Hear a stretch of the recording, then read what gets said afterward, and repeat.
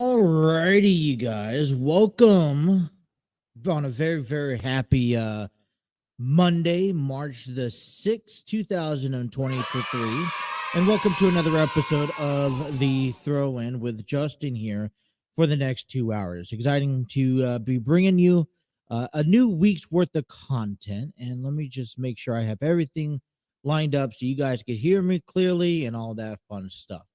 All right, I hope everyone had a wonderful week. I know I did. A kind of a relaxed, laid back week here in the world of sports over the weekend. For me, usually come Fridays, I like to take a step backwards. And usually by the time I download and upload my episode on audio platforms, I take the chance to sit here and maybe start going over ideas of what I'm going to do next week. And then I put all my work away for at least a full-on day, if not more.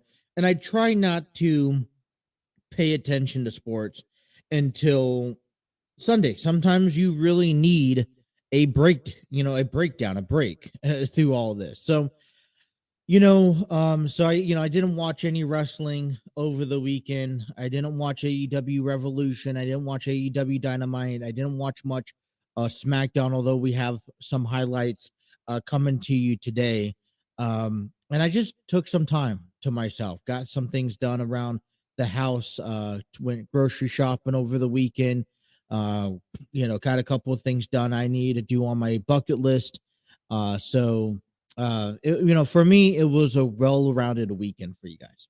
And so it's Monday. We're back at it. I'm excited. And the one thing, we got a busy show. And I was thinking to myself, how are we going to do this program today? Because we got a lot of sports to talk about. And the one thing that I was stuck last week about is using our platforms that we use to get over, to produce this program. And so I'm going to take an interesting point in this opening segment to you guys. And I want to go ahead and kind of present to you, take this next 15 minutes and kind of just share with you the things that we do, right? Or how this show is put together.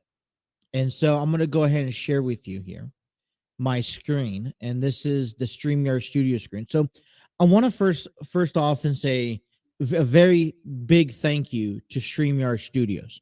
StreamYard Studios has allowed us to create our podcast.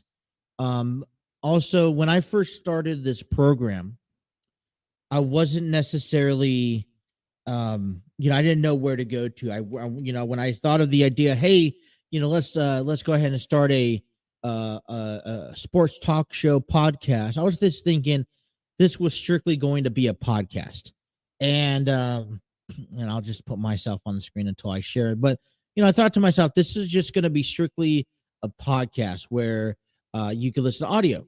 Well, I came into StreamYard and I was like, well, why can't we go live on YouTube? That's an option.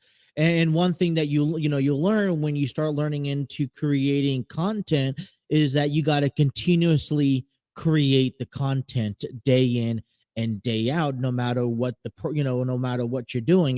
The number one rule was create content, focus on content, not focus on the production of that. That comes over a period of time. And what was so interesting when I came across StreamYard this was one of my options that I was looking for, is because they allow a lot of the stuff simply at the fingertips and a click of a button, and there's not a lot of extra work that you have to put into it unless you want to do extra stuff. So StreamYard I found very reasonable. I could, I can invite guests on our show. I could stream multiple hours for time beings.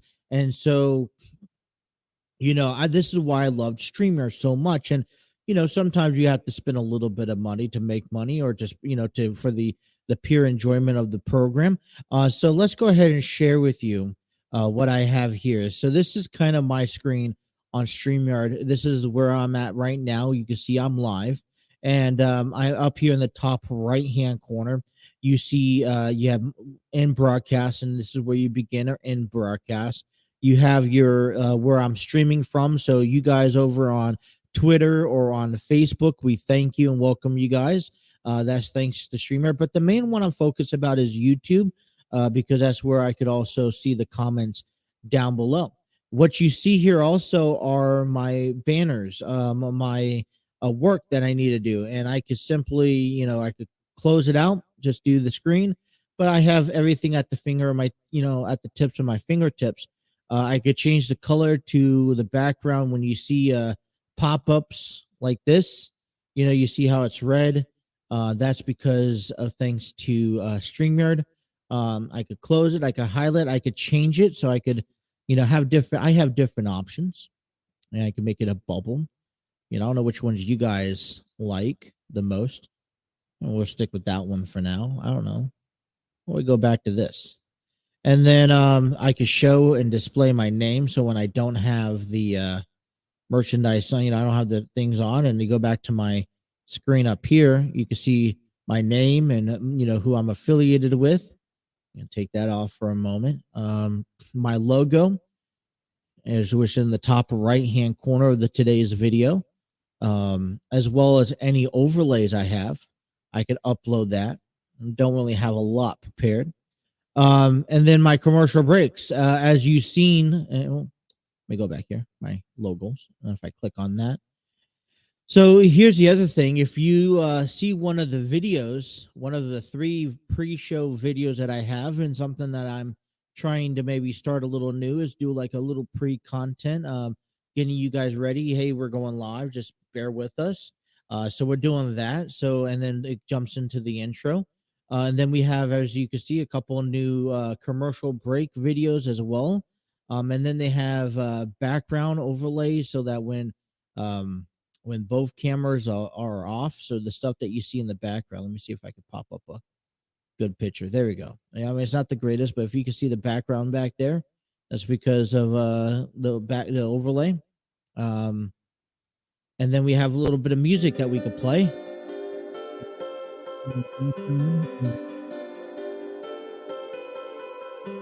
So it's kind of on a loop there. So we have a little bit of everything at our fingertips when it comes down to our branding. We also have our, we could set up, the little dialogue down below, as well as the ticker, so you guys could read. Also see what's on the screen, as well as we have a private chat. This private chat is mainly for anyone who's in the studio. We can communicate with them, secretly, besides just talking it out over the screen. And then we have our comment sections that we could go ahead and share up on StreamYard. So this is the trip around StreamYard, you guys. And it's a very, I really enjoy all this, what StreamYard has to offer. And listen, it's, for me, I'm spending, maybe $25 for the service. I'm allowed up to 50 hours of storage through them, and I can stream as many hours as I want. So when you guys go on and listen to the baseball games that I call, or you guys listen to our podcast or any short videos, a lot of that's due thanks to StreamYard Studio. The next thing I want to share with you guys, which is another platform that we publish to, is our audio side. and that is going to be Spreaker. Spreaker is a audio platform distribution area website that, as you can see here on the screen, provides, you could have a couple of different podcasts going, and you do podcast statistics.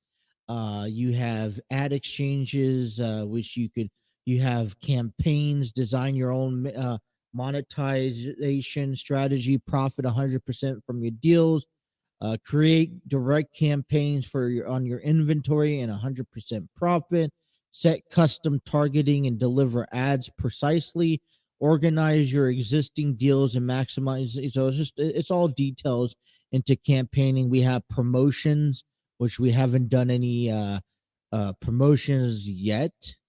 And we'll see what happens to that also, and then our settings. But you dive into, let's say, the throw-in, which you can see right here. I'll make sure I'm still on the right page. There we go. And you can see all the episodes we've uploaded through. They allow up to 500 hours. Down here, you could go in and edit. You can see statistics. You can see monetization, and how much that particular episode has made, as well as statistics, and all that, all that sharing, stuff. You get your RSS feed. You could also look at distribution. As we mentioned, I believe we talked a little bit about this on Friday, how we're on Apple Podcasts, Spreaker, Spotify, iHeartRadio, Google Podcasts, Castbox, Deezer, Podcast Addict, Podchaser, and more. Basically, anywhere you get your podcasting at, we're on there. Absolutely. So highly recommend, if you guys are looking to start your own podcast, you guys kind of want to do what maybe in the same format that I'm doing, check out StreamYard and and Spreaker, because they'll kind of give your bang for your buck there, especially as you grow. Now, I'm going to say this, starting off, it's not going to be as whirlwind. You gotta have to invest a little bit, but it is there. That stuff is there for your ability. Now, there's other options out there. I went through, I believe, Stream Elements before. I think that was my last area. No, really don't remember the last time. Maybe, what, here, let's see what this has to offer. I think, let me see here. Yeah, so I went through a first website called it was basically it was a podcast dashboard. It was kind of like it was just like a podcast hosting, and you could upload episode, but it didn't have all the unique features that allows you to extend your podcast that much further. So, I've been using Spreaker. I've been using StreamYard since day one. And it's going to become 2 years here in August that I'll be using StreamYard. And I really don't have any plans to change different, podcast, broadcasting equipment. But, I really like Spreaker. I really love, StreamYard. Spreaker I've been using since April of last year. Now, I know this program has been up and down, left and right, but I've been using them for quite some time. Thanks to Steve Barber over there at the Armchair Booking Wrestling Podcast, who actually introduced all that to me then. And so, they use different editing tools and whatnot, and they do recordings. And, I just end up, going live. And I like doing live. I like going live, you guys. And if you guys are listening to us or you guys are watching us and you guys want to get into the comments and to get into the conversations in the chat, I want to hear from you guys. I really like to hear from you guys and see what your guys' opinions on, have these open conversations about. So, it's just, it provides me the opportunity to go live. So that, I think, is all said. I think that's well worth the time that is given, and hopefully that is beneficial for you guys and everything that is, I guess, is going on. So we have a pretty busy episode coming to you today, taking you guys up for the next 2 hours. So that's going to be until noon. We'll talk about our local sports in Cincinnati because basketball season is over. What does that mean for NCAA tournament wise? Where does Kentucky, Xavier, and Cincinnati fit in their tournaments? As well as a triple look for Cincinnati Reds as they played over the weekend, getting ready to play a nighttime game against the was a nighttime game against the Athletics, I believe. I have all my information here. Trust me. Against the Rockies tonight, 8:05 first pitch. So what do we want to talk about today? AEW Revolution recapped a couple. It was exciting, and like I said, it was the kickoff to the 2023 pay-per-views for AEW, All Elite Wrestling. So we'll talk a little bit about that. Some things went down over Friday night on SmackDown as we get ready for Raw. I think we have a pretty big, impactful 2-hour show here. So I'm excited to get rolling and get things covered here. A lot of cover, I will say. So I want to kind of go around the board. If you guys are watching us on YouTube, we want to thank you. Hit that like, share, and subscribe button. Be sure to have those notifications on and don't miss a single episode. If you guys are watching us over on Facebook or Twitter, welcome. Please sure to also hit that like, share the podcast or the video with your friend. Invite them over. If you guys are looking to comment and get them part into our conversations, we want to go ahead and encourage you heading on over to our YouTube channel where we can provide the most direct interaction with you guys. If you guys also are listening to us on our audio platforms, we welcome, we thank you. We encourage you guys to continue listening to us on the road, at work, wherever you guys are at.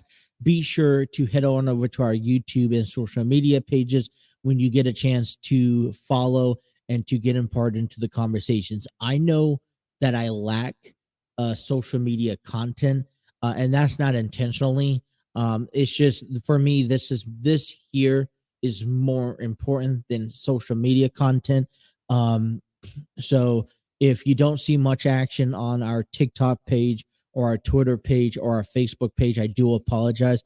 I'll try to get better at that, but that's just not really my cup of tea, to be honest. Trying to manage personal life and the show life and this and that. And, I'm not logged into I'm not logged into my phone on these accounts. So a lot of times I'm doing it from Facebook, but all right. Well, listen, it is a Monday afternoon, and let's take our first time out of the day. Let's come on back and begin a very, very big sports show here. Thank you guys for tuning into the Throwing with Justin. That's me right here on the TNC Sports Talk YouTube channel.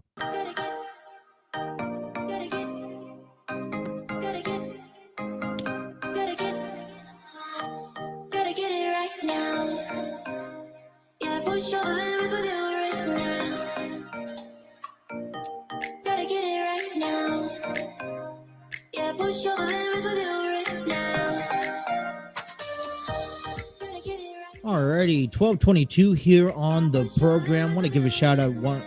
I know we just talked about this. We want to give a shout out to StreamYard Studios, the proud home of the TNC Sports Talk YouTube channel. Create your podcast, videos, host virtual business meetings, and even conduct interviews. Check out the free version today at StreamYard.com.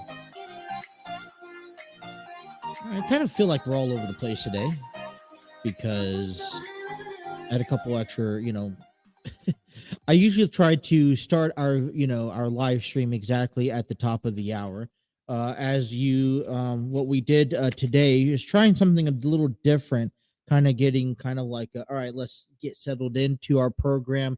So we have like a 5 minute before the show, we go live, not for us to talk about anything, but to kind of get you prepped with those videos. Let me play one of those videos that we were privileged to earlier.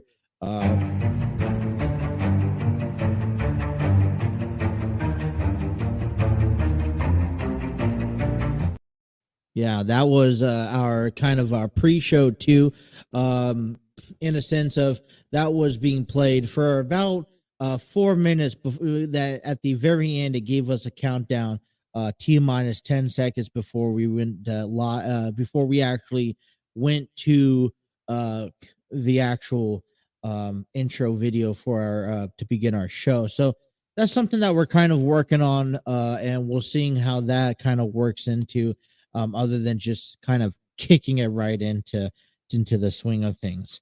But look, hey, listen, NCAA basketball has wrapped up their regular season today, over this past weekend. And let me get to you my notes right here. I thought I had ready. But yeah, listen, I think overall, Cincinnati, local area, they've had a great season that has transpired into something pretty amazing. When you have, our three teams in our local area: Kentucky Wildcats, we have Cincinnati Bearcats, and even the Xavier Musketeers, kind of teams that we are, following, and we follow the entire season. It's great to see them finish off the season strong on a winning note. Two of them are now ranked in the top 25. And, this is just kind of the beginning. You have the conference tournaments that begin this weekend. I think everyone's in a comfortable position. And you're going to see, right before the March Madness tournament, which begins March 14th, which is still a little ways away. But we kick things off over in Cincinnati basketball with the Bearcats, as the Bearcats go on and beat the SMU Mustangs 97-74. 97 points is the highest, is the most by the Bearcats in the AAC under Wes Miller. David DeJulius put up 30 points in 34 minutes. On senior night, Landers Nolly put up 24 points. Mike Adams Wood put up 11 points, all playing 30-plus minutes. The team shot 35 for 63 in the field goal range, 11 for 25, a 44% completion rate at the three-point range. The Bearcats finished off 20-11 on the season. Let me read into this. Yeah, finish off 20-7 in the regular season. 20-11, 11-7 on the conference play. The Bearcats finished home 15-3 on the road, 4-6, and neutral zones 1-2 on the season. 20 wins for the Bearcats, the 40th in school history, 8th in the last 10 years in the AAC. DeJulius put up 16 consecutive games with at least 5 assists, nation's longest active streak. As Nolly also recorded his 10th 20-point game on the season. And you think of this, Cincinnati will be joining the Big 12 on July 1st this year, following a decade in the AAC. They're heading to the AAC championship this weekend at Dickey's Arena in Fort Worth, Texas, and taking on Temple on Friday, and the quarterfinal at 3 p.m. Eastern on ESPN2 to check that out this weekend. I'm going to say for Cincinnati, you got to finish off strong. I think it's a little a shame that they are right now not looking into the March Madness bracket tournament yet. And a lot of that won't be confirmed until probably at least next Monday at most. But you're finishing off a decade worth of play in the AAC. I think we're now heading into the, Big East. I think right now, Big 12, you're going to see some very different opponents. And listen, I think rightfully do so. Great. But it's going to bring its new challenge. So, heading into this weekend, heading into the final tournament in AAC conference for the Bearcats, you kind of want to finish things off strong there. Over there with the Musketeers, the men's basketball finished things off with the victory over Butler Bulldogs in senior night this past Saturday. They won 78-66. Colby Jones put up 20 points. Adam Kunkel put up 18 points, and Solely Boom put up 11 points, all playing over 30 minutes in Saturday's game. The team went 28-52 on field goal percentage and 4 for 12, not too great for the 3-point. Xavier finishes off their basketball season 23-8, 15-5 in conference play, 15-2 at home, and 7-4 on the road, 1-2 in neutral in games. We had Xavier is going to begin their Big East tournament on Thursday. They'll be playing the winner of DePaul or Seton Hall. That will actually take place Wednesday night at 5:30 p.m. on FS1. Notable, we talked earlier back in January, Zach Fremantle went down with a foot injury. He's going to have surgery on Tuesday. Will miss the rest of the remainder of the season, of the tournament play. For Xavier Musketeers, this is I think I think it's a better season. Hopefully they can come away. They're ranked number 19 heading into the NCAA bracket tournament there. And then over with the Kentucky Wildcats men's basketball, they finished off with the victory over Arkansas's Razorbacks 28-79 or 88-79 in a victory with Antonio Rivas putting up 37 points over 40 minutes, playing 2/3 of the ball game. Jacob Toppin put up 21 points. Oscar put up 12, went for a double-double. Back on Saturday with 13 rebounds. The team finished off 53% from the field goal range. UK is in the third seed of the SEC tournament. Next game will be on Friday in Nashville, Tennessee. So we're still waiting for that opponent.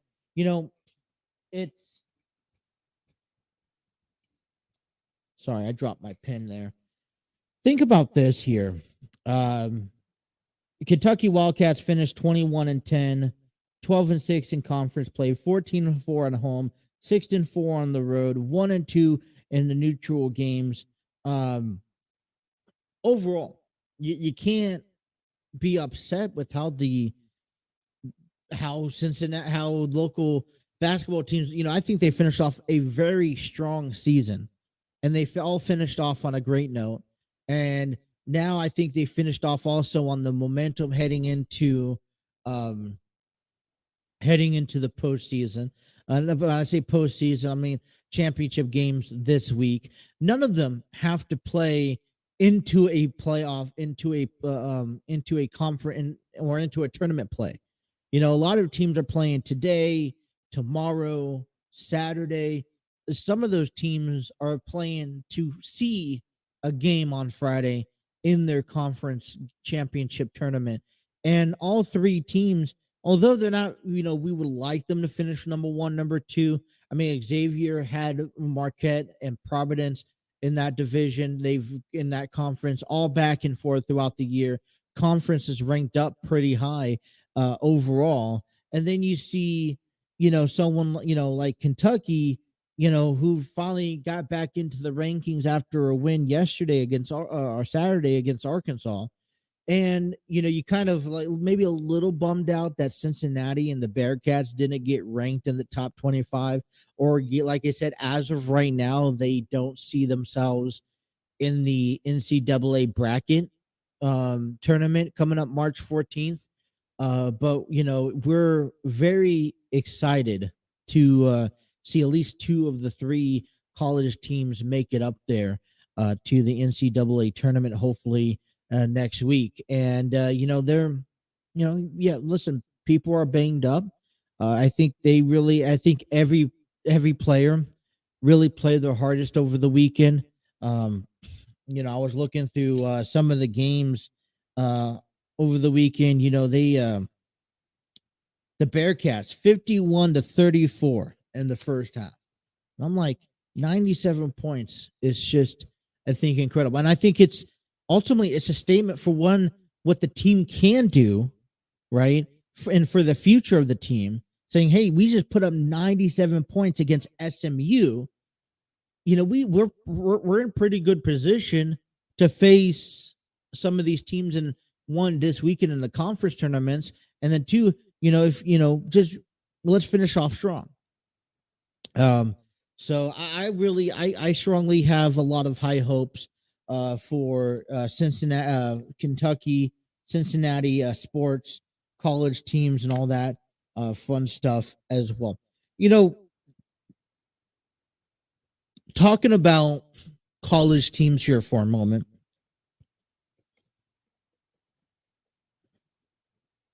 While I have a little bit more time with you guys before our break, an announcement came out over the weekend, a matter of fact, on Friday, about the NCAA football rules. And it was announced that NCAA football rules committee announced Friday that it has approved several rule changes designed to speed up the college football game in attempt to control the flow of the game and provide more consistency for in-game management.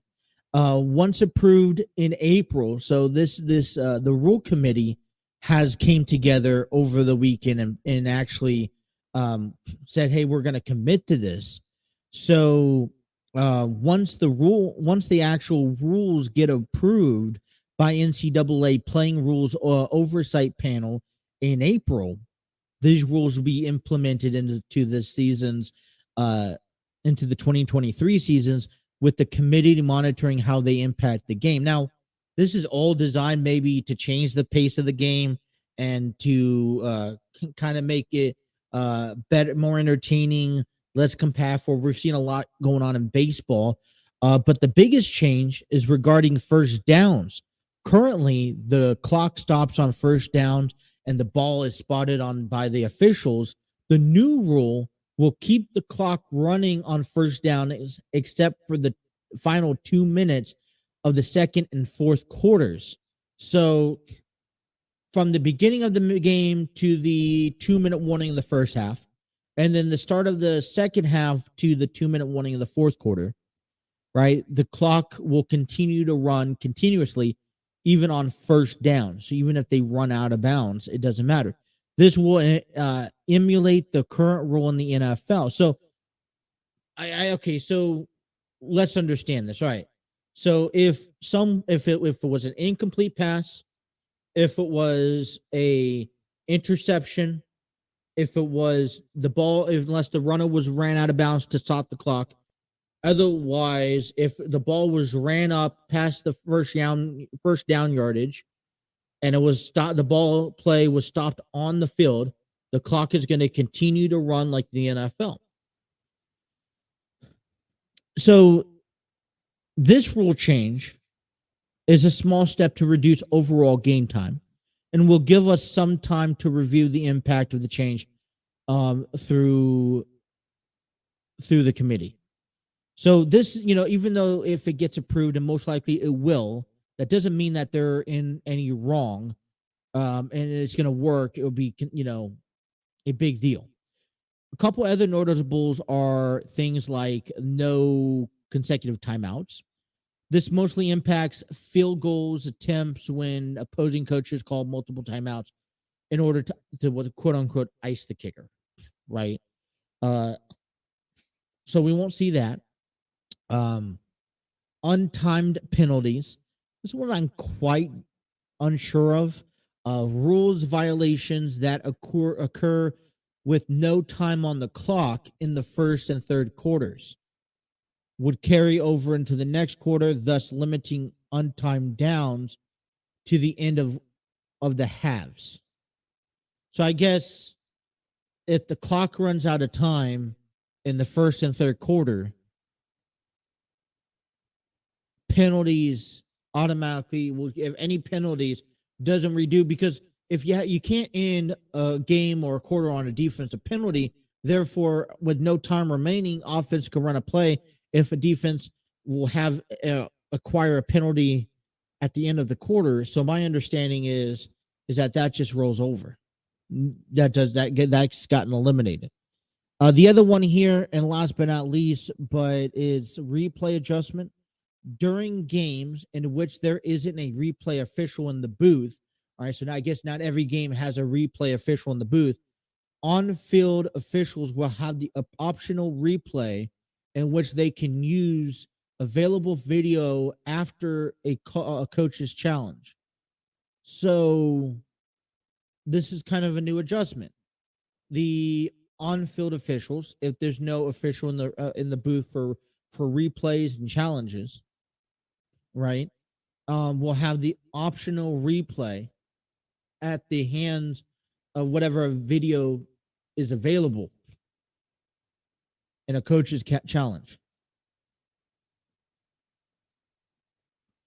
A couple other things to be noted. Okay, so I mean that's just kind of interesting to the point, and I think I don't know how much of a difference will make it, and I don't know how much on the field, like what we watch on the field, will change or even notice.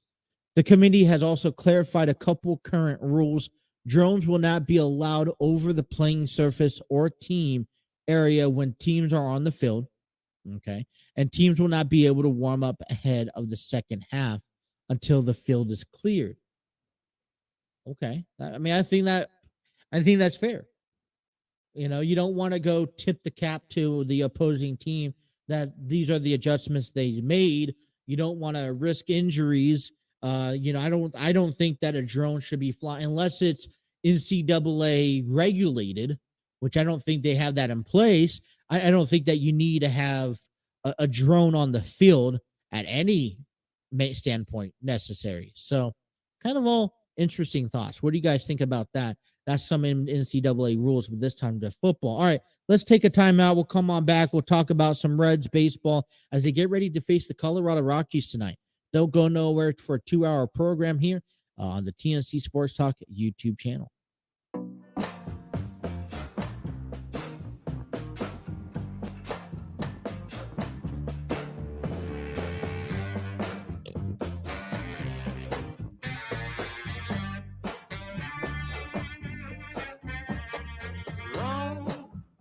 Feeling low, want you to know I ain't got much to show. Baby, I'm slow, not creeping to my eyes, stay on show until the spring liberates me from my winter hell. Alrighty, 12:45 here on a Monday afternoon. All week long, I kind of plan what I could do to get ready and have the absolute best show on a Monday, because it's important that we have ourselves as good as a show as possible on a Monday, because it sets up your success and your motivation and your encouragement for the remainder of the week, right? So I guess I am wanting to make sure I put the best show product out there. I've added a few things from the weekend, as you guys see, as we started 5 minutes early with kind of like a pre-setup. I have a couple other commercial breaks that you'll see here shortly in today's program to kind of just change the energy and the atmosphere instead of playing the same consistent thing over and over and over again. So, but I mean, we really want, it's trying to put all this together. And as we see everything kind of unfold, it takes maybe a couple shows to get used to and make that adjustment and all that good stuff here. So, bear with us, please. And I hope it doesn't change too much of everything that is going on. All right, so the Reds got ready for a couple weekend games, a handful of games over the weekend. Starting off on Friday, they had a game against the White Sox where they failed short here. We had let me see, we had the White Sox won 6-4. Let me see. There we go. Got that one already. Bear with us. Gonna get everything set up. And so this year, they lost 6-4. They put up 6 runs, 10 hits for the White Sox with 1 error.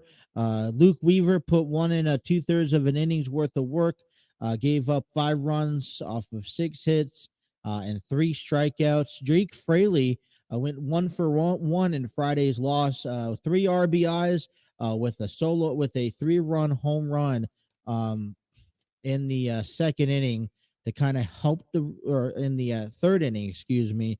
So this is the audio clip of Jake Fraley hitting that 3-run blast. Fraley again, ready's at the plate. Here's Graveman. And this ball is crushed. Down the right field line. It is out of here. That's a home run. I wasn't sure if that hit the top of the wall or if it went over the wall. As you can see, the batting cage from when they take batting practice on this field is just down the right field line. But it is a 3-run home run for Jake Fraley. And that is one heck of an at-bat for today's Reds left fielder. All right. They did fall short. Like I said, final score 6-4. Saturday, they kind of ran into a doubleheader on first game was against the Royals, where they lost 12-6. They put up 11 hits and 2 errors. Connor Overton, 3 innings, 4 runs, 6 hits, 1 walk, 1 strikeout. Ellie De La Cruz, nice to see a solo home run in Saturday's ball game, 2 for 2, a home run, a triple, 2 runs scored from him with an RBI.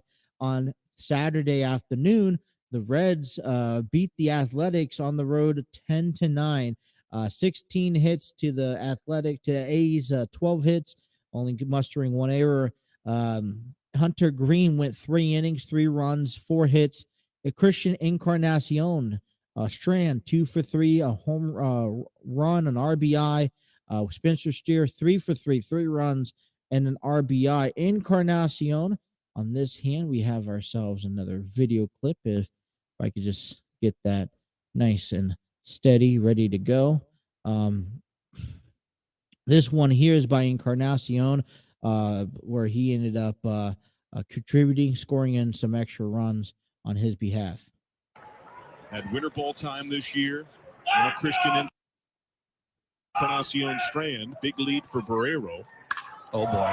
Oh my Lord! Destroyed the star of the spring.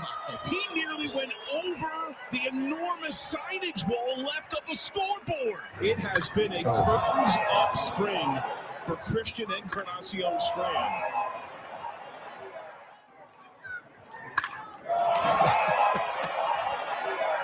That'll give a pitcher nightmares.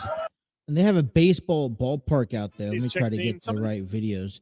They have a Vegas ballpark, and he hit it practically over that Strand. And that was a big monstrous home run. And then we have Spencer Steer, who also contributed to a solo home run in the game. Let me get that kind of worked up and ready for you. And I mean, listen, it was a nice winning, nice win, putting up 10 runs, 4 runs in the 6th inning, 2 runs in the ninth. Just a nice comeback from the weekend, tough weekend there. Got this video just loading up. Bear with me. All right, so this here is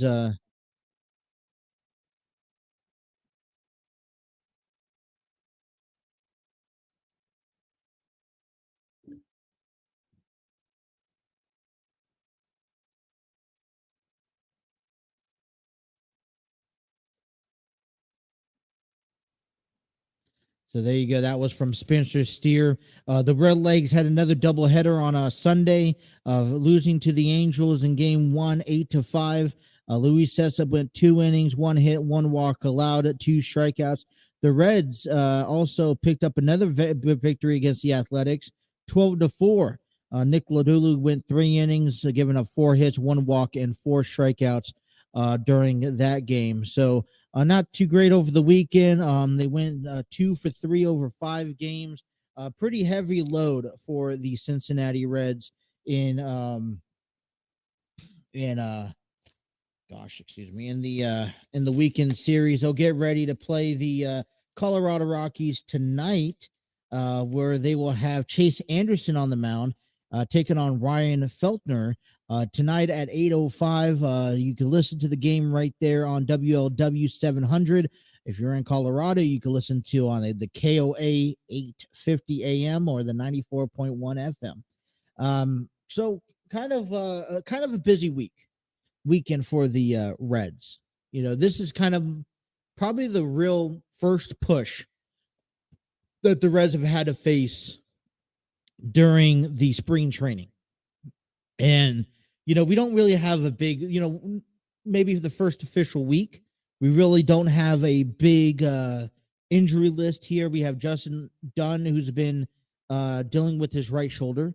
And then we still have right now TJ Antone and Vladimir Gutierrez trying to recover back from a Tommy John surgery. Now, TJ Antone was expected to start throwing somewhat this spring, and it looks like he's going to be on a setback, and he may not expect to be pitching until midway through the season, as well as Vladimir Gutierrez. Now, Tommy John surgeries work in so different kinds of ways, because when and it's going to be interesting to hopefully see a positive outcome when TJ Antone, Vladimir Gutierrez gets a chance to come back.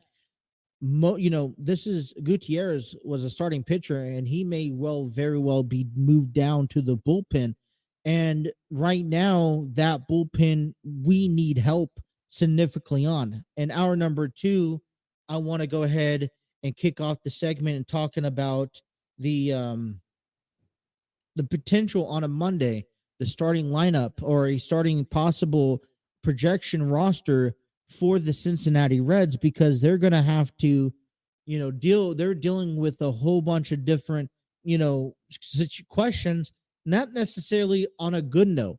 Is Joey Votto ready for opening day? We haven't seen from him this spring yet. What's the status of Nick Senzel?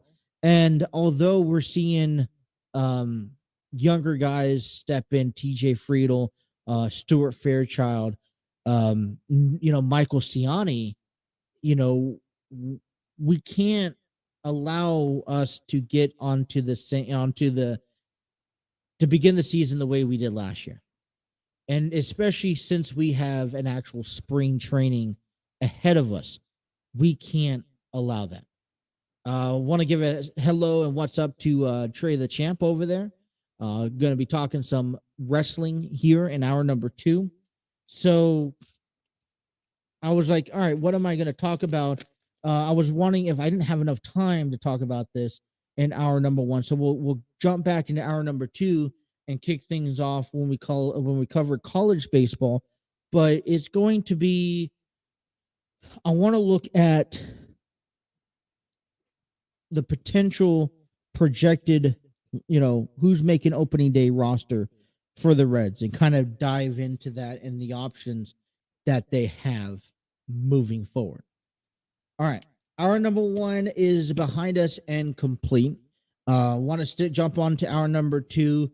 A lot still to talk about, you guys. We have AEW Revolution, which I want to give you some thoughts and takes on that. We have SmackDown highlights, which I want to get to the Cody Rhodes and Roman Reigns. We also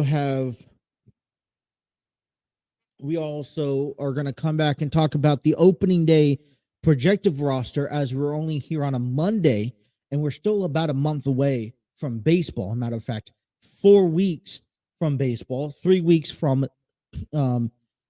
Thursday, and man, busy hour number 2. So let's take a break.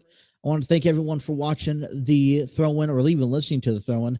We'll come on back and cover more sports here on the TNC Sports Talk YouTube channel.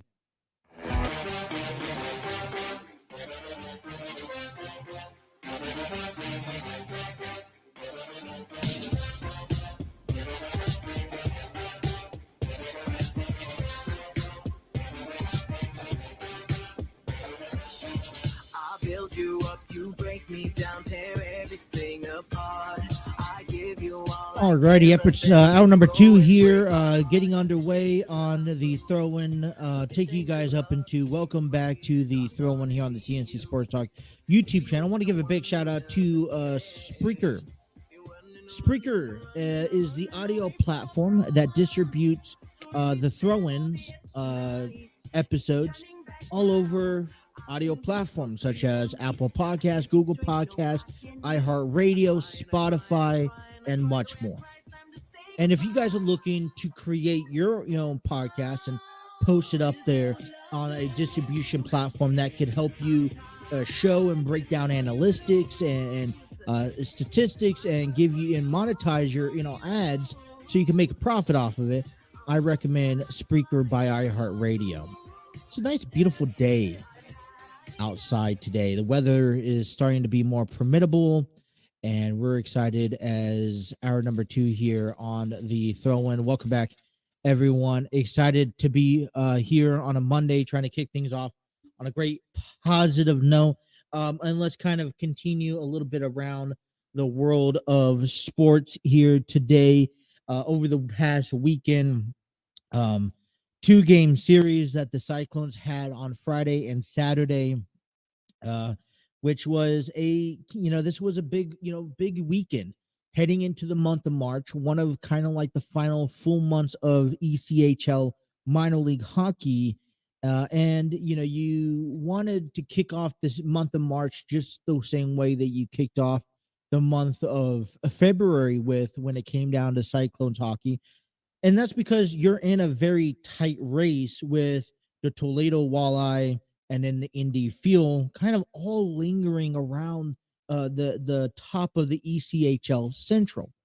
Well, Cyclones on it was mascot pillow giveaway, and it was like a pig giveaway pillow, and the Cyclones on Friday night went on and beat the Iowa Heartlanders.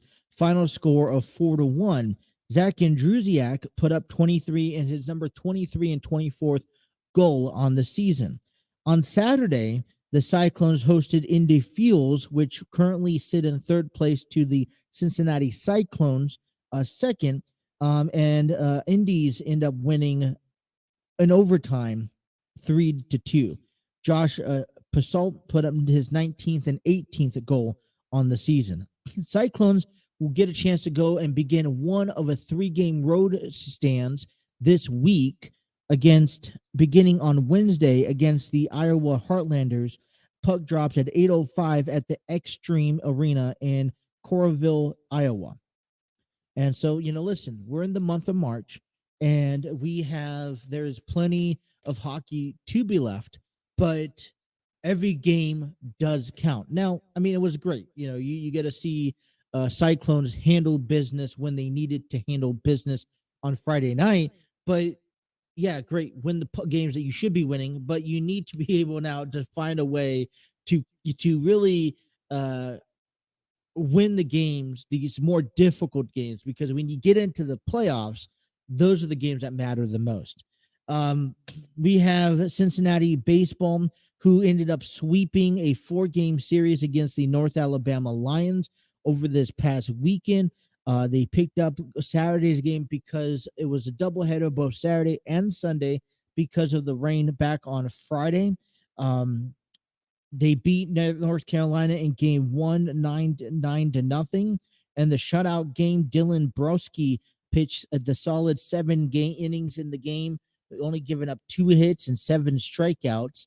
And game 2, the Bearcats beat the Lions 9-8 because of the 5-run 5th inning they given up.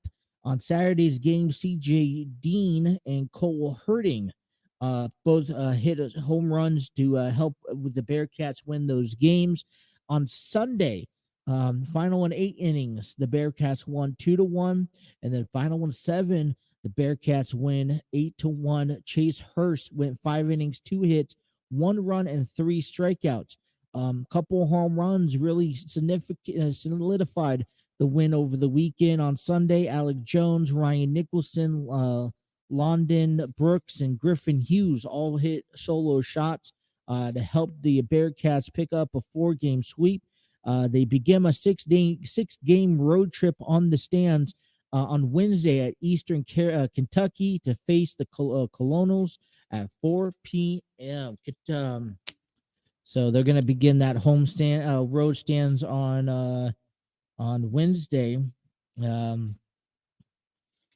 currently 6-6 on a 4-game winning streak. So great to go, Cincinnati Bearcats. Xavier Musketeers baseball. They fall to the UC Santa Barbara, and they lost the series 1-2 in on Friday's game. Ethan Brosecker in a victory 2-0 went 5 innings, 5 hits, 9 strikeouts. Matthew Dupree 1 for 3, a home run with in the 5th inning. On Saturday's loss, Musketeers fell short 4-2. The Brent Alazares went 5 innings, 3 hits, 3 runs, 8 strikeouts. Jared Cushing 1 for 4 with the home run. Matthew Dupree another home run on the matter. And Sunday, Santa Barbara wins 1-5. On Tuesday, the Musketeers head on over to Cal Poly to play the Cal Poly at 9 p.m. on the road. And I want to tell you guys something very quick about the Musketeers. They haven't had a home game all season in this first month of play. Their home game won't come until on the 15th next week when they're playing Michigan. And I'm sorry, I don't care. I don't care if it's Major League Baseball or if it's down here in Pee Wee baseball. Having those many games on the road, especially for the Musketeers, is not an easy task. Now I get it. They don't play, each and every game, 6 games out of the week. They're playing a solid 4 to 5 games though with those double headers. And so they're currently 5-7 on the year so far. And you got to give these Musketeers a little bit of credit for holding their own, playing almost 500 baseball. And if they finish off this, they got 4 more games, I believe, between now and their first home game, which can exert a lot of, exhaustion. Because you think about this, they're on the road, they don't get to go home, and they play 3 games they play a weekend series, Friday, Saturday, Sunday. And then what do you do? Because if you play Tuesday, you might as well head to your next location. I mean, they're out there in the West Coast, Santa Barbara, right? Why would they head back home if they got to fly out that next day to go play Cal Poly? So you probably won't they won't come home until Tuesday night, if not Wednesday night, right? If they're playing, I believe they're playing Cal Poly. Yeah, they're playing Cal Poly tomorrow night. So they won't come home until Wednesday morning, I believe. Wednesday, Thursday, head back on the road. Friday to take on another series. It's a lot of travel. And one thing I know, especially when I hear the conversations in baseball, the travel is real. The strain is real. And to be able to basically be out on the road for an entire month straight and be asked to put up 500 baseball, like I said, I don't care if they're playing 6 games a week or if they're playing 2 games a week. I still think that is something that, based off of the season and how this season concludes for the Musketeers, this is something that you should not overpass. Now, you just still hope that it doesn't affect them on opening day next week when they come home and play Michigan. Kentucky Wildcats also swept Indiana State over the weekend, picking up the first victory on Friday, 5-4. Tyler Bosmo picked up the victory, pitching 5 innings, 4 hits, and 1 run allowed on 7 strikeouts. Saturday's win was 4-2, and Sunday's win was 7-6. Zach Lee went 6 innings, 6 hits, 3 runs allowed, giving up 9, striking out 9 players. Hunter Gilliam went 1 for 3 with a home run. Their next game is going to be on Tuesday at home against Murray State. So that has concluded the rest around Major League Baseball. You know what? One thing I've actually liked out of all this said and done is that, like, when you looked at the Reds over the weekend and Hunter Green was out there and you saw Connor Overton and you saw Luke Weaver, and the one thing what you notice is that this is their second time out in starting, and now you're getting a chance to see them kind of in this way pitch 2, now 3 innings worth of play. I mean, Luke Weaver, yes, he went 1-2. I don't know if that's a little concerning, But he also gave up 5 runs, so wasn't really a good outing from Luke Weaver. The bullpen really had to keep the Reds in the game. Connor Overton went 3 innings. Yeah, he gave up 4, but these are, when you look at Luis Sessa, who went 2, Nick Lodolo, who went 3, Hunter Green, who also went 3, only giving up about, a run or 2. These are going to be your key guys come opening day. And you really want them to start feeling comfortable on that mound. And yes, they're going to give up runs. And I think every starting pitcher does give up their fair share of runs. But it's not about the runs. It's about how can you come back from the runs. And be able to play offense. So I think that's said and done. Overall though, I thought the outings and the performance, you got to get innings, you got to eat innings so you can learn. And your starting rotation, you're expecting them to at least go 5 innings. I say it's fair. And so to get Hunter Green and Nick Lodolo and Luke Weaver and Luis Sessa and Graham Ashcraft and even Connor Overton, comfortable for opening day, you got to get them in 5 innings of play or more. Talking about Major League Baseball, okay, we're kind of seeing the stretch of some of these rule changes, and 2 stories that came out over the weekend was how some of these rule changes and some of these teams and pitchers and batters are now adjusting themselves. And there was, for example, the pitch clock, which I think, even I'm myself is still kind of settling into understanding the pitch clock and how it works. And from my understanding, and correct me if I'm wrong, and I want to understand this. So if I am wrong, let me know. But you got 15 seconds when no runner on, with the bases empty. You got 20 seconds with a runner on, with a runner on at least, for the pitcher and the batter to get set and to deliver the first pitch. The batter has up until the 8 seconds remaining on the clock to get in the batter's box, ready to go, looking at the pitcher and ready for the pitch to hit. Now, I was listening to this over the weekend. I don't have the audio clip, and I wish I did. And maybe we'll revisit this conversation later during the week. But the audio clip was with Max Scherzer, who was trying to figure out how best works with him. Now, he was up at the mound, and here's something that the pitchers have an advantage of.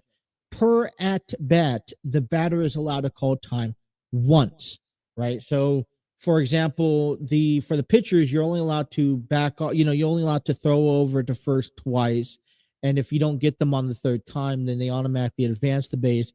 I think they're only allowed off the rubber once as well, which means that now if the count was 1-2, the batter backed off because there is a element of how long a batter should be waiting to receive the pitch.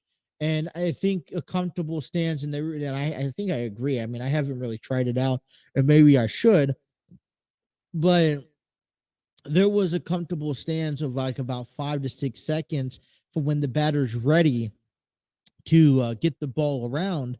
And so they had it where Max Scherzer knew and was, kind of being smart about it. He's like, all right, so I have 2 ways. The batter has to be in within 8 seconds looking for me. Either I could toy around with that. I can make him wait the entire 8 seconds, which then puts him outside his comfort zone. The other thing that would get him outside his comfort zone and pitch as soon as that 8-second hits, and as soon as he's ready, deliver, and gives him no time to really react to his delivery. And it's going to be, I think that's also an interesting alternative, because now these veteran pitchers who would probably normally have issues in that, situation, or we would maybe expect pitchers to, veteran pitchers who are not used to the pitch clock to have complications, the difficulties, we're getting a chance to see them in the, kind of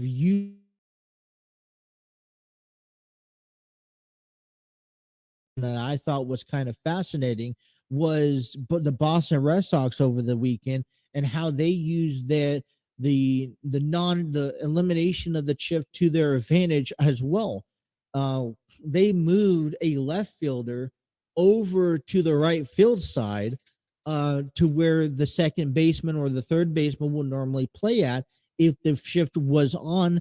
And I thought that was very interesting. Now, I don't know where, I don't know if I was a manager, if I would have done something like that, because you leave a huge gap over in left field where the third baseman can't, or the shortstop can't back up onto the grass, and that center fielder can only go so far over there. And if someone, is pulling that off and you see that, and hey, if I could just get on the opposite side of the ball and hit it opposite field and get over the infield, I'm guaranteed 2 right now. And maybe if I could get them something down the third base line, I could even get 3 and get myself a triple. Spring training is the room for these type of things to kind of establish themselves out. Now, it looked pretty weird, but I guess my thoughts are, is MLB okay with it because this is kind of a loophole in the game, that these players are going to find and these teams are going to strategize to? Or are you, could we change it between now and then? Or is this just going to see how the, year plays out? Now, I don't know if the Red Sox are actually going to consider using that type of shift in the, in the regular season, but I thought that was just very interesting to see. And then the whole Max Scherzer, and I'm wondering how many more pitchers are going to be looking at Max Scherzer and be like, he has a point. Maybe we can start doing that, because it's really now becoming a mental mind game between the pitcher and the batter. And, when you kind of, this was designed to keep the play going, which I get, but now you're kind of making, all right, well, we have so much time on the clock. We have to get going, and I can mess around with you. See, one pitch, he could wait the entire duration. And then the second pitch, he could get in and throw as soon as he's ready. And if that batter takes that, calls times early on, then it's like, well, you can't do it again the rest of the at bat. And that really, now you're relying on, hey, I need to be focused and ready, the entire time, no matter what. So I thought that was pretty interesting. So still want to come on back. Let's take a break. Let's come on back and take a look at where the Cincinnati Reds look for so far on opening day. You guys are listening to The Throw and taking you guys up until 2:00 on a Monday here on the TNC Sports Talk YouTube channel. Make up your mind like you need more time. You've already spent most of mine. Even when your words fail, you try to keep it light. Alrighty, 122 here on The Throw. You can be honest. I don't appreciate your lies. It's about damn time you get it right. I'm up all night. You keep pretending that you'll keep fighting. Alrighty, I really want to get down to this here on a Monday and talk about this. And I know time is conflicting for the remainder of the show, so we'll see how far we could get along to a lot of the sports. I know, and here's the thing, this is just kind of how everything is kind of unfolded. So if we don't get a chance to talk a lot of AEW, then we'll get a chance to revisit Revolution tomorrow, Heavenly. And there's a couple other topics that I do want to talk about tomorrow that I had to push back. And it's just one of the things on Monday. You take a look at all the sports, everything that's happening over the weekend, and you just pile these things up. But, I want to really look at the Cincinnati Reds and this opening, so far, where are we at among the Cincinnati Reds and their opening day roster with considerations of injuries and the new positions that these players are going to have to come on and face. Right. So let's go ahead and start down with the catcher spot. Right now, projecting to have 3 catchers be called up in the major leagues. That's going to be Tyler Stevenson, Kurt Casale, and Luke Mal. And one thing that I've noticed so far this spring is that we're seeing Tyler Stevenson get reps at first base. And I don't know what the status is going to be for Joey Votto, but there is some sort of protection that the Reds have for Tyler Stevenson, especially during the injuries that he sustained last year. So I think you got Kurt Casale, Luke Mal as your primary catchers. You'll see Tyler Stevenson in there from time to time. I think he has 2 key position roles, and this is my honest opinion about the status of Tyler Stevenson and maybe his future role in the Reds organization. For one, he's gonna probably be getting he'd be playing the designated hitter spot, right? With his at bat, you want to find a way that his bat is as he contributes to being in that lineup as much as possible. So if that's taking him away from the catching position and putting him as a DH, then that's where the Reds are headed to, and I think that's where the Reds are favored from. Now, if and when Joey Votto returns, Joey Votto, let's face it, he's most likely at the end of his career. He's going to be playing first base. He's going to probably be more of that person that they want to stay healthy all year so he could reap in the moment. And that means you're going to see a lot of Will Myers at first. And then also you'll see probably a lot of Tyler Stevenson.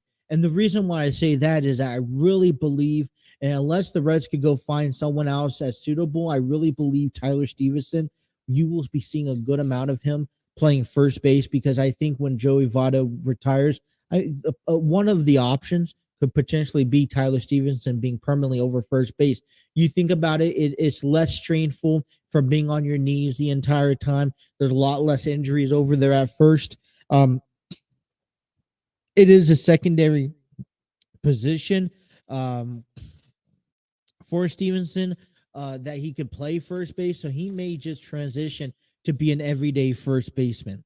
Over there at first, there's no timetable for Joey Votto, so I'm thinking that Joey Votto is going to, Will Myers is going to take over that role with the share of likely of Tyler Stevenson back and forth to get him days off, but I think Will Myers will probably heavily fit that role if Myers could also stay healthy. And then you're also looking at Myers playing the outfield when that time comes down. Second baseman, you really like Jonathan India over there at second base, really bouncing back after last year. Shortstop, Jose Barrero, it was probably coming opening day so far, but it was just a week ago from coming into this, camp. And 2-3 weeks ago, we're talking about maybe Jose Barrero getting that ultimate commitment. If this team is built for the next 3 to 5 years, I don't think Jose Barrero is ready for major leagues yet. And I don't rush. That's one thing. If the organization is locked down and set in on Barrero being their third baseman, which could be, I say don't rush. You have guys like Matt Reynolds that could play short. You have guys like Kevin Newman, who's been brought up. I believe Jason Volser could play a little bit. But really, don't rush up to bring in Jose Barrero if he's not ready. That's why you brought in a Kevin Newman or even a Richie Martin to kind of help out there with the shortstop position. Over there at third base, I think it's been very clear that Spencer Steer is going to get that nog, and he's actually looking pretty good during spring training. I believe that he's going to need some just playing time at the major league level during the season. I don't know if he's going to be a Todd Frazier or who else can you put out there that that is solid? I mean, he's going to be consistent, but I mean, I just don't think he's going to be your next big thing coming out of third base. The other thing is that sometimes when you are a young kid and you're going to get that role, you're going to want to try to do everything you could possibly can and maybe overwork hard. So I want, trying to also want him to understand that, hey, this is your role, treat it like it's your baby, and take good care of it, because the moment that we have another person in line for you and we take that position away, then there's no coming back. Outfielder position where he's currently right now, we're probably talking about Jake Fraley. I really don't like Jake Fraley out there in the outfield. I think he's coming on to me over this past year, bringing up to the big leagues. TJ Friedel, I think, has some work to do. Will Benson and Chad Pinder. This is despite the remains and Myers probably being down at first base come opening day. We still don't know the status of Nick Senzel. Now, Votto, there's no rush. I think overall there is no rush moving these guys like Senzel, guys like Votto, especially if the long-term haul is about these younger guys. I say there's no rush bringing these guys back in, and there's also no rush on promoting these guys like Fraley and Friedel and Benson. Yes, I will love to see Stuart Fairchild up at some point this year. Yes, I will love to see Michael Ciani up at some point this year. But there's absolutely no rush to see some of these guys that aren't, ready quite yet to be brought up.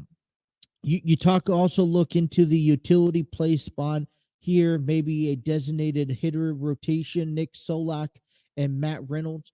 Nick Solak coming out from maybe the outfield. Reynolds going to be utility of a guy from the infield. Let's not forget Chad Pinder could play a little bit of third base and around the horn as well. So that would be beneficial for the organization. So I honestly believe Tyler Stevenson will get more starts as a DH and or first base other than you seeing Nick Solak or Matt Reynolds. The other thing that I'm also looking into is that Jake Fraley.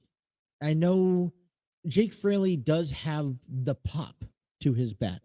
And I would like to see, I think there would be a combination for Jake Fraley to also be a designated hitter from time to time as well. There's also a couple guys right now that is really sparking my attention that is going to be in the minor leagues, most likely to kick off the season. And this is going back to let's not rush the talent that we have and that we're growing. And you see guys like Christian Encarnacion, Ellie Dela Cruz, Matt McLean, who are already, we're only a week and a half, and we're seeing high impact of what they're capable of, and that they are fighting because they really want that opening day spot, or they really want to make their case so that when and if someone goes down, they could step in that line. Now, I think it's a smart decision. Don't rush Christian Encarnacion Strand. Don't rush Ellie Dela Cruz. Let them develop, even if you do think they're ready, even if they're playing as if they're ready, don't let them rush. I will much rather see them in the long haul go for September baseball and possibly be brought up next year, and if not the year after that, because compared to getting brought up now when we do have the talent, because there's going to be one day we don't have the talent. That rotation, Hunter Green, Nick Lodolu, Graham Ashcraft, Luis Essa, and Luke Weaver, that rotation right now is probably still going to be the same unless someone is injured. You have a prospect in Brandon Williamson, which I would like to see get a kind of a nice push into the roster, into the rotation. Connor Overton as well. You have a group of young guys that I think now understand their role more clearly, because last year they were filling in until guys like Luis Castillo and guys like Tyler Malley and guys like Mike Miner was capable of getting back into the rotation because they got hurt at the beginning of the year. With that, with them understanding their role, with them understanding, hey, we've already had 1 year of big leagues experience. This is what we're set to. Now we're comfortable. We're kind of what they call sophomores in the league. Let's kind of start working together as a 5-man rotation. I think they're going to grow together. And one thing, and you really have to have a youngster's mind in acknowledging and encouraging a young team like this 5-man rotation from the Reds to really work together come opening day. In the back end of the bullpen here, Alexis Diaz was announced your closer. And with healthiness, you have Lucas Sim, Buck Farmer, Revere San Martin, Fernando Cruz, Alex Young, Hunter Strickland, and Ian Gibbott. You still have Tony Santillan, that is recovering from back injury. He's kind of been out for a couple of weeks now, beginning of spring training. So is Justin Dunn, who is competing for a rotation bullpen spot, and he's out because of a right shoulder injury. This is why they brought back Hunter Strickland, which I was not a fan of his last year's performance, and hopefully, he can bounce back and have himself a good year. Gibbott, who is out of options, is now on the list after being here for the first time. The clubs like the right-hander that during the 2022 season. Overall, you have a combination of guys that is going to be starters by default because your guys down there in AAA and in the minors are still working on themselves and trying to figure out themselves. And, this is where spring training is. And I think the last few weeks of the season, there are questions. Nothing set, there's no confirmation set that the outfield is set in place. There's no confirmation that the final rotation set in place. And, we still haven't seen a good amount of players consistently. So I say, over the next 3 weeks, we're going to need to see more of these guys in the ideal look. And I think if you're David Bell, you would want over the next 3 weeks, at least 1 week's worth of what your opening day roster may look like. We've spent the first week and a half already getting onto things, like getting ideas and outlooks. We're looking at Matt McClain, who kicked off to a phenomenal start. We're seeing Ellie De La Cruz, and trust me, that 5-game span over this past weekend really played really probably took a lot out of these ball players. But we're taking all these games, you're throwing all these players in as much as possible. You want to get a little bit of work from everybody, not just because that's what opening day is, but then you got questions like the outfield, questions at shortstop. And even though we have temporary solutions, they're not long-term solutions. And I think one of the problems that we're going to have opening day is that we got to understand that this roster more than likely will not be the same roster come July, and that definitely come September. Even if they are consistently good, you need to consider that this team is under that development of, all right, this is where we're at. We're out over here, plan A, but we really want to be over here on this side of the field. And in order to get there, these are, the guys that are over here ready to go. They're not over here on this side of the ball club because they're in minor league, and they kind of have to kind of work together and then officially replace.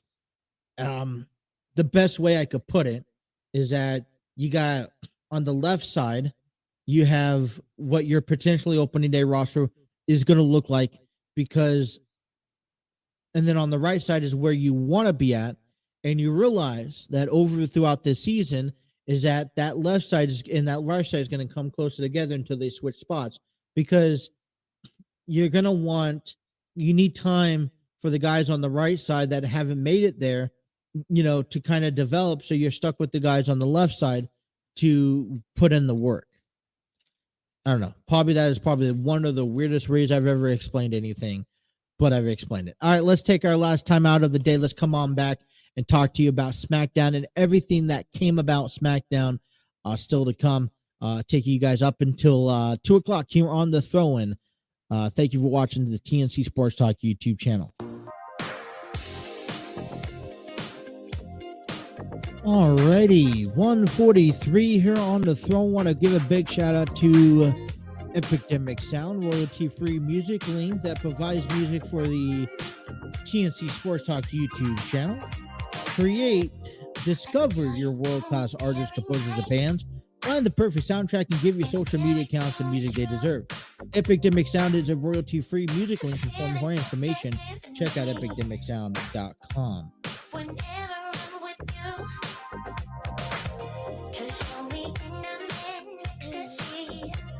Alrighty. Don't know the status of where we're going to be at.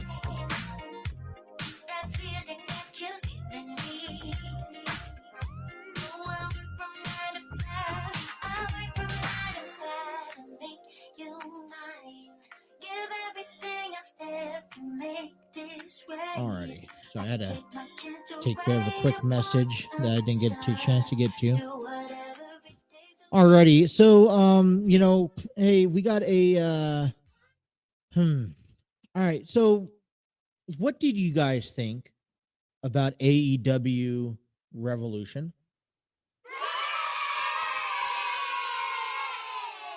Fair answer.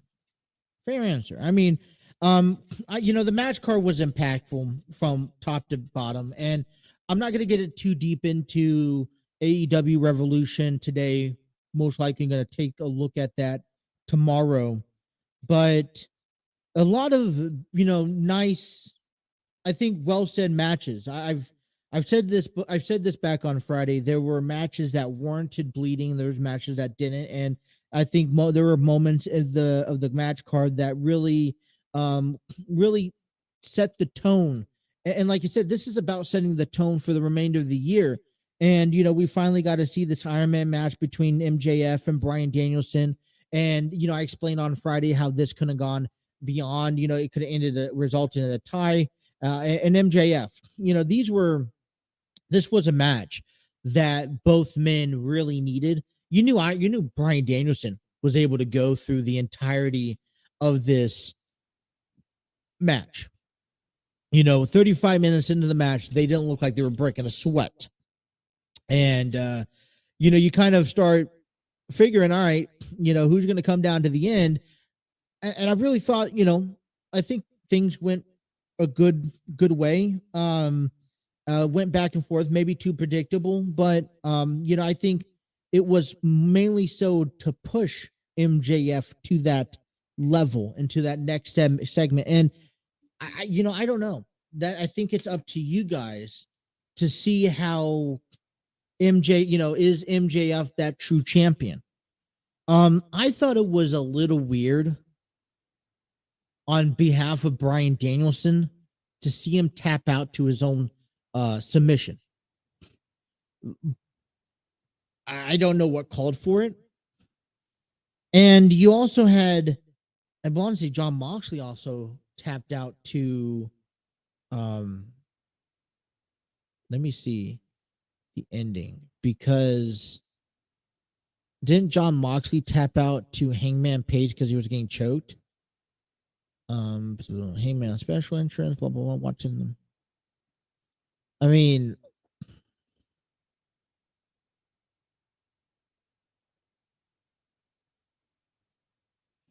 that is true. Let me see either. It came to text death match to go one both.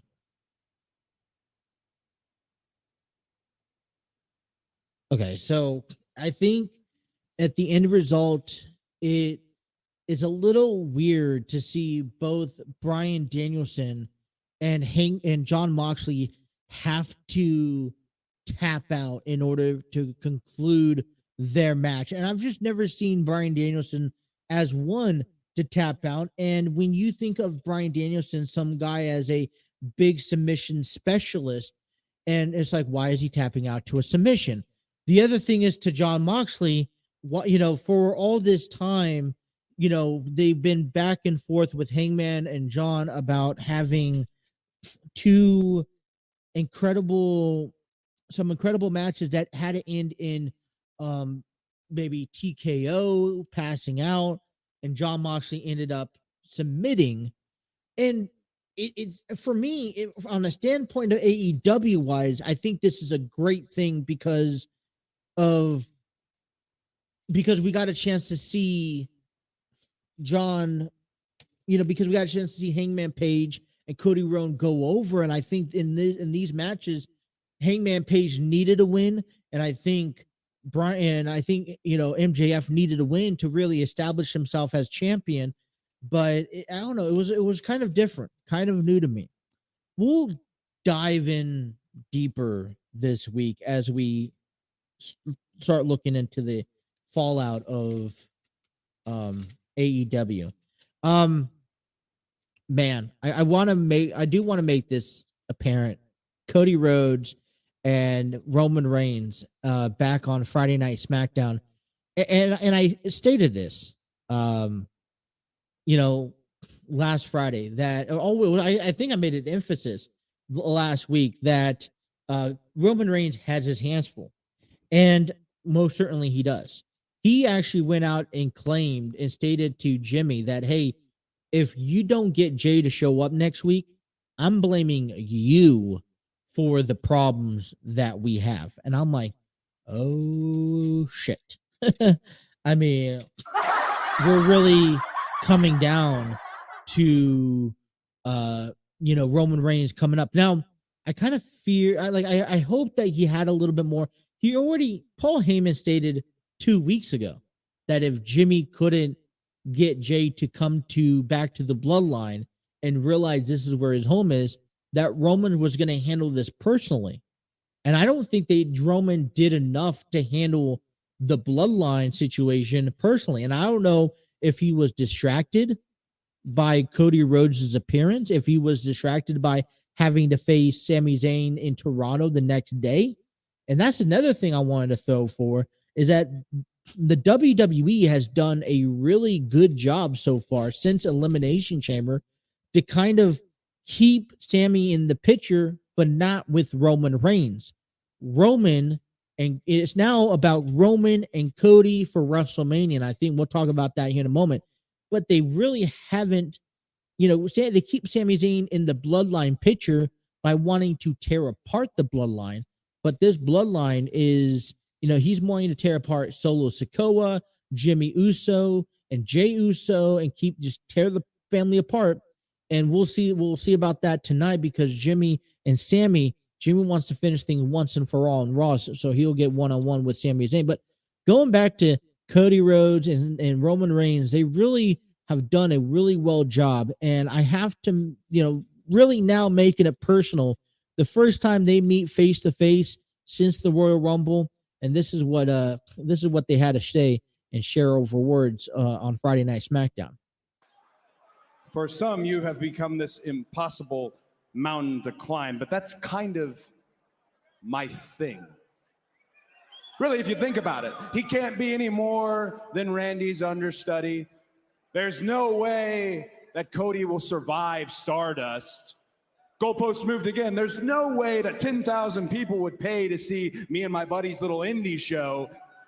And ever since then, the goalposts have continuously moved, and I continuously punch it through the uprights. So for everybody else, Roman Reigns might be impossible.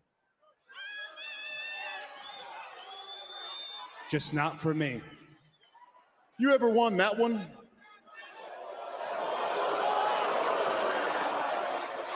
All right, we know that. Have you ever even competed for one of these?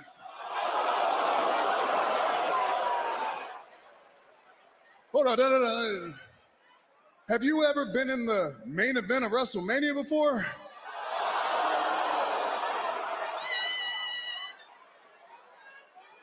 Because I'm pretty sure I did all of that. So that means I'm the most experienced main event of all time. But here's the kicker. I've been groomed since I was just a little boy. Not only by my father,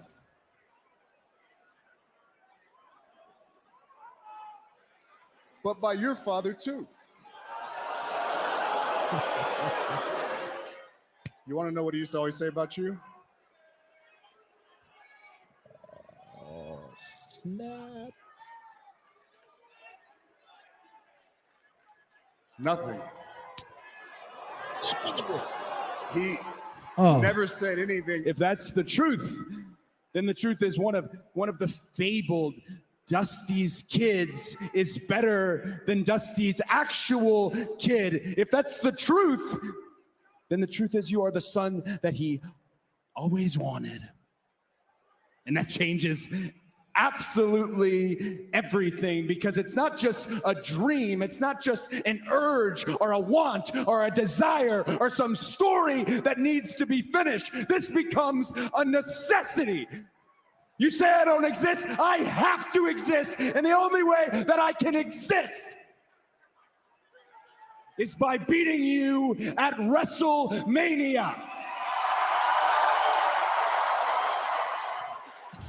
alrighty. I think that is very well said. Really well promo, especially trying to promote and get fans behind and invested into this WrestleMania match, because let's face it, I mean, the WWE can do all they want to try to push Sami Zayn to the side. All right. I mean, they didn't even promote or advertise this, what do you want to call it? Toronto live event where Sami Zayn and Roman Reigns went one-on-one for the undisputed WWE championship. And I don't know if they're even going to promote this Madison Square Garden this Sunday, where the number one contender for the Intercontinental Championship is supposed to take place in a battle royal. So, but the WWE could do all they want about that. It's now up to Cody Rhodes and Roman Reigns to really head it home over these next few weeks and really promote it. Great promo that they did back on Friday night. And they did it in a way where they've now isolated their feud, where there's really no one else that can get involved unless it's family. And Sami Zayn is not family at the end of the day. And what I mean by that is that, Roman Reigns has said, hey, I've been groomed and coached and paved my way through because of not only my family, but because of the approval from your father, Dustin. And while, your father was talking and coaching me, he didn't mention a single thing about you, which makes you an afterthought or not even a thought at all. And Cody Rhodes, his argument is that he's went on and he's accomplished things left and right when everyone's told him that when he's left the business that he wasn't gonna wrestle again, he wasn't gonna go be successful, that he's giving that WWE was the only place for him.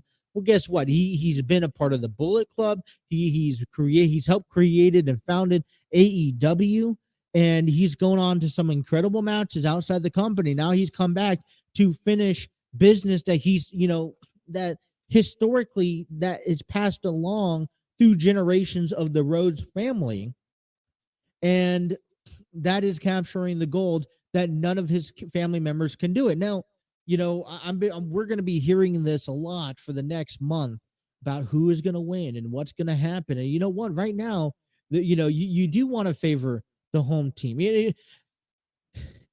I want to favor Cody Rhodes. I think they've just, this promo that them two finally cut that we've been rating since the Royal Rumble, that they're finally being able to see each other face to face and talk to each other man to man. I think this makes this match a little bit more personal now.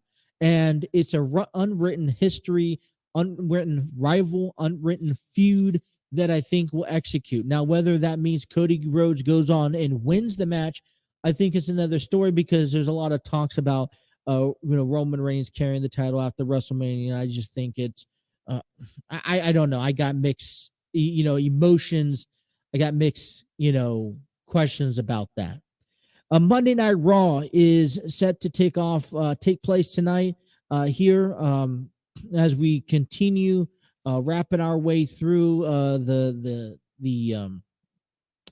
weeks on the road to WrestleMania. John Cena is going to return, which I really, honestly, I got zero thoughts on that, you guys. Nothing personal. I just don't see why, what John Cena has to do with WrestleMania this year. Jimmy needs to finish his Sami Zayn once and for all. That will take place tonight as Jimmy Uso takes on Sami Zayn. Seth Rollins will go meet face to face with Logan Paul tonight after this internet social media feud that they've been having the last few weeks, as well as Bianca Belair taking on Carmella one-on-one. So a pretty impactful Raw, I will say. And Paul Heyman, I think, said it the best, you guys, is that, listen, it's one after the other each and every time, right? As we get closer to WrestleMania, it's that one show that just, it's much more interesting to watch than the next show, than the next show. Something I'm also wanting to look out for today on Raw, are they going to do a Hall of Fame? And should they start announcing that now? I don't know. All right, our number 2 is complete. The show is complete on the program. Tune us back in tomorrow for more content and more information.